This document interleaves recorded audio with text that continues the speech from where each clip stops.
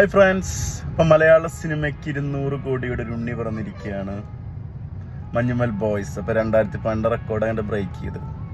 ഞാൻ 4th time ഈ film കണ്ട്. ഫസ്റ്റ് വണ്ണ് കണ്ടത് ശോഭ സിറ്റി എന്നായിരുന്നു. അടിപൊളി എക്സ്പീരിയൻസ് ആയിരുന്നു എനിക്ക്.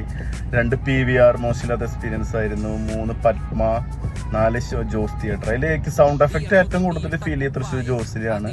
സ്ക്രീൻ ഏറ്റവും നല്ല രസമായി തോന്നിയത് 2 PVR ഇനോക്സ് തന്നെയാണ്. അടിപൊളി എക്സ്പീരിയൻസ് ആയിരുന്നു. 4th ടൈം കാണുമ്പോൾ ഈ പടം യാതൊരു ബോറടി ഇല്ലാണ്ട് കണ്ടുവിട്ടു. അത് എടുത്ത് പറയേണ്ട സംഭവമാണ്. പിന്നെ ഓരോ ഭാഗങ്ങൾ, പിന്നെ ഓരോ അഭിമുഖങ്ങൾ കണ്ടുകൊണ്ടിരിക്കുകയാണല്ലോ. അപ്പോൾ ലാസ്റ്റ് അഭിമുഖത്തിൽ പറഞ്ഞ സംഭവം എനിക്ക് ഭയങ്കര കണക്റ്റായി. അനിയന്റെ ബെൽറ്റ് എടുത്ത് പോണ സീൻ, ആ ബെൽറ്റുമ്മ കുരുങ്ങിയിട്ടാണ് അവൻ കിടുന്നത്. പക്ഷെ അത് ഷൂട്ട് ചെയ്യേണ്ട റിസ്ക് കാരണം വേറെ രീതിയിലാണ് അവർ ഷൂട്ട് ചെയ്തത്. പിന്നെ മഴ പെയ്തിട്ട് ഓക്സിജൻ ലെവലിന്റെ അത്രയും അടിയിൽ പോയിട്ട് ആ മഴ പെയ്തുകൊണ്ടാണ് എനിക്ക് ശ്വസിക്കാനുള്ള ശ്വാസം കിട്ടിയെന്നൊക്കെ പറയുന്നത്. ഓരോ ഇന്റർവ്യൂ കഴിയുന്ന അപ്ഡേറ്റ് ചെയ്ത ഓരോ കാര്യങ്ങളൊക്കെ അറിയാൻ പറ്റി. എനിവേ, ഗംഭീരം, അതിഗംഭീര എക്സ്പീരിയൻസ് ഇൻ 4th ടൈം.